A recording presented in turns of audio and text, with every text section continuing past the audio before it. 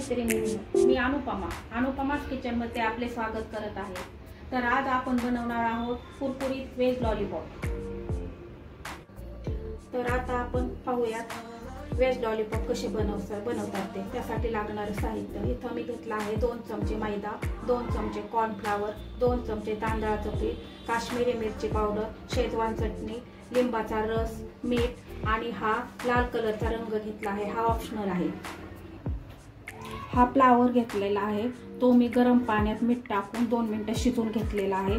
परंतु हा flower cut करताना आपल्याला अशा साईजचा फ्लावर कट करायचा आहे, त्यामुळे तो लॉलीपॉप सारखा दिसेल।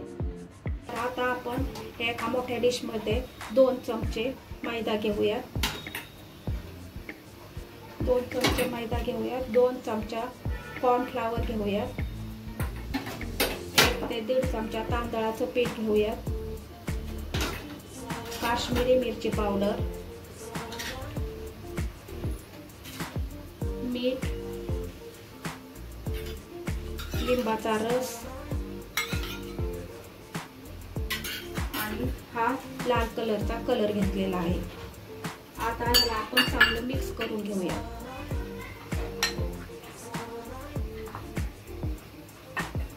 त्यात थोडंसं पाणी घालूया।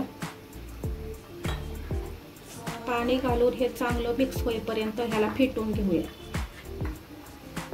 म्हणजे आपल्या फ्लावरला तो व्यवस्थित चिकटेल आणि आपले फ्लावर एकदम व्यवस्थित लॉलीपॉप सारखे दिसतील।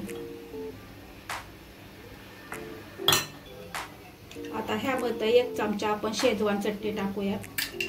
शेजवान चटणी टाकल्यानंतर त्याला आणखी थोडे मिक्स करून घेऊया। हे आपले बॅटर आता एकदम व्यवस्थित आणि चांगले झालेले आहे।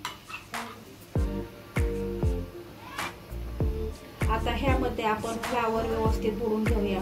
फ्लावरचा फक्त पुढचा भागच बॅटर मध्ये व्यवस्थित बुडालेला पाहिजे, पाठीमागं बुडून द्यायचा नाहीये। हे बघू शकता तुम्ही, अशा पद्धतीने आपण त्याला वरून बॅटर लावू शकतो।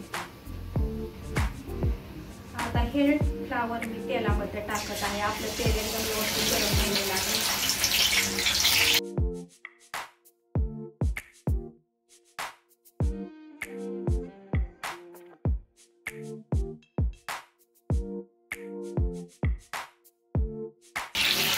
बघू शकता आपल्या फ्लावरचा कलर किती सुरेख असेल, एकदम लॉलीपॉप सारखा दिसत आहे। आता ह्याला मंद आचेवर आपल्याला 2 ते 3 मिनिटं एकदम कुरकुरीत होईपर्यंत भाजून घ्यायचे आहे।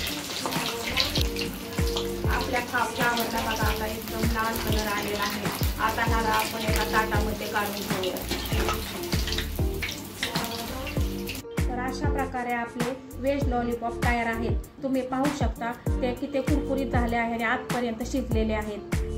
तर तुम्हाला हा व्हिडिओ आवडला असल्यास तुम्ही ह्या व्हिडिओला लाईक करा आणि नवीन रेसिपी पाहण्यासाठी चॅनलला सबस्क्राईब करा। धन्यवाद।